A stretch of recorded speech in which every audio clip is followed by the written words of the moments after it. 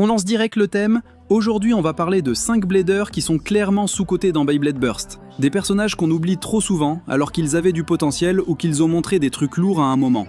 Et c'est justement d'eux qu'on va parler aujourd'hui. Voici 5 bladers sous-cotés de Beyblade Burst. Sans plus attendre, commençons avec Zack. Zack apparaît dans l'épisode 25 de la saison 1 sous l'identité du blader masqué. Il défie le gang de Wakiya, mais bien sûr, tout le monde se doute qu'il s'agit de Zack derrière ce masque. Fidèle à lui-même, il brille devant les caméras et remporte ses combats sans grande difficulté. Sa baille, Zillion Zeus, est de type endurance, et comme son style, il est élégant. Zack vit littéralement pour les caméras, mais au moins il assure. Contrairement à ce mec-là qui est complètement éteint. Bref, Zack participe ensuite au tournoi national et atteint la demi-finale. Même si la concurrence jusque-là n'était pas ouf, il affronte Valt et lui prend quand même 2 points. Mais évidemment, il perd parce que ce n'est pas le prota et surtout parce que Valt était boosté grâce à son pacte avec Shu. Malheureusement, ce sera son dernier vrai combat. On ne le reverra plus dans les saisons suivantes, sauf en PNJ dans les gradins de la saison 2 quand il assiste à la finale. Et c'est précisément ça qui a fait que Zack a été totalement oublié. Aujourd'hui, il n'est quasiment jamais mentionné dans les débats pour le top 10, voire top 15, voire même 20 all-time.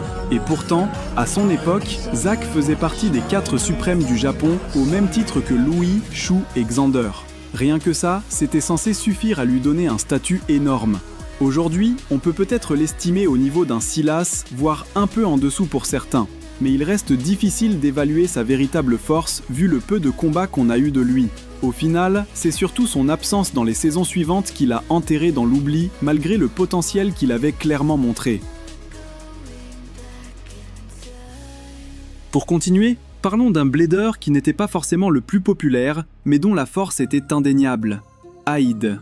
Frère de Faille, le seigneur de la destruction, Hyde fait son apparition dans l'épisode 29 de la saison 3.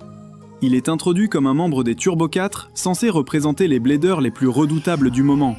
Dès son arrivée, Hyde provoque Eger, tout juste sacré champion du monde après sa victoire contre Valt.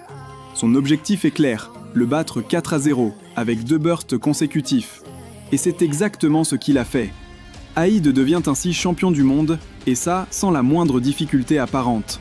Mais son règne sera de courte durée. Dès l'épisode 37, Valt revient récupérer le titre. Autant dire que Hyde n'aura pas brillé longtemps sous les projecteurs.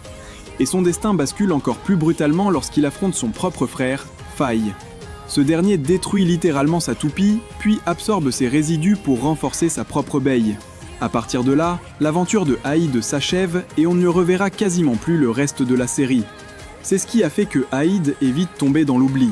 Mais il ne faut pas négliger ce qu'il a accompli. Devenir champion du monde en battant Eger, qui était à ce moment presque au sommet, et tenir tête à Valt. Ce n'est pas donné à n'importe qui. On arrive déjà à la moitié de la vidéo. Si vous aimez jusque-là, pensez à liker, ça fait toujours plaisir. Et bien sûr, qui dit blader sous-coté, dit aussi sur-coté. Donc attendez-vous à ça, ça arrive très bientôt. Et si vous avez d'autres idées de concept, faites-le moi savoir en commentaire, je vous lis attentivement. Et c'est reparti. On reprend avec le cas de Kit Lopez.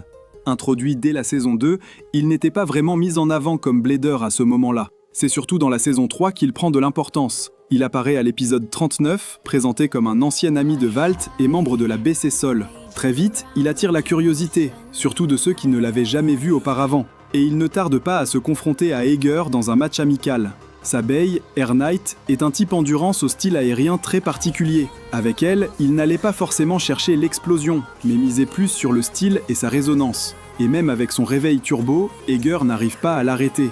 Ce jour-là, Kit s'affirme comme un blader redoutable, le maître du vent. Et ça ne s'arrête pas là. Il défie ensuite Valt pour le titre mondial. Dans un match très serré, il parvient même à lui prendre 2 points et tente d'annuler le réveil turbo de Valtryek. Bon, on connaît tous la fin, Valt reste champion, mais Kit a clairement montré qu'il pouvait rivaliser avec les meilleurs. On le reverra aussi dans la saison 7, et l'on voit qu'il n'a jamais vraiment perdu son niveau. Kit est un blader intelligent, qui a passé énormément de temps à s'entraîner, que ce soit avec Valt ou même Free. Toujours en quête de progrès, mais rarement sous les projecteurs. Pour moi, c'est exactement ce qui fait de lui un blader sous-coté. Et comment clôturer cette vidéo sans parler du GOAT Rantaro Kiyama? Lui, c'est un peu le vétéran sous-estimé de la série. Je vais pas trop forcer, mais faut dire les termes, Pendant longtemps, il a surtout servi de punching ball officiel des protagonistes. À chaque début de saison, que ce soit lui ou son frère Ranjiro, arrivaient comme des adversaires sérieux, puis disparaissaient de la compétition après s'être fait éteindre par tout le monde. Sa bae, Rock Tavor, est un type endurance, comme Air Knight de Kit ou Fafnir de Free. Mais soyons honnêtes, ce n'est clairement pas le même niveau et c'est plutôt dommage. Tout change un peu avec la saison 5 où Rantaro fait partie des légendes. Cette fois, il forme une équipe solide avec Valt et donne vraiment tout. Malheureusement, en solo, il n'est pas mis en avant. Au Legend Festival, il est même le premier à être éliminé, battu par Dante alors que celui-ci était en 1 contre 2. Contrairement à Silas, qui a montré une vraie montée en puissance, Rantaro n'a pas vraiment eu d'évolution majeure. Il n'a presque jamais été montré comme un top mondial, mais il a toujours su prouver sa valeur à certains moments clés. Ce n'est peut-être pas le blader le plus flashy, mais Rantaro a toujours été là. Solide, fidèle à lui-même, et bien plus important qu'on ne le pense. Avant de terminer, je voulais aussi citer quelques autres bladers qu'on oublie trop souvent. On a par exemple Kusa Ackerman et Boa Alcazaba, qui dans la saison 2 ont montré un vrai potentiel. Kusa, toujours intelligent et imprévisible, avait de belles stratégies, tandis que Boa, avec son Balkesh, représentait une défense solide qui a même mis Valt en difficulté.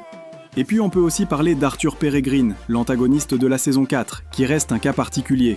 À un moment donné, il a carrément battu Eger, alors qu'il était champion du monde, ce qui montre bien sa puissance. Mais au final, il n'a pas été constant jusqu'à la fin, ce qui fait qu'il n'a pas vraiment eu l'aura des grands vilains comme Faye ou Lane. Bref, tous ces bladers méritaient au moins une petite mention, parce qu'ils ont marqué par moments, même si on ne les considère pas toujours à leur juste valeur. Voilà, c'est tout pour aujourd'hui. On se retrouve très bientôt pour une potentielle vidéo, comme je l'ai dit, sur les bladers surcotés.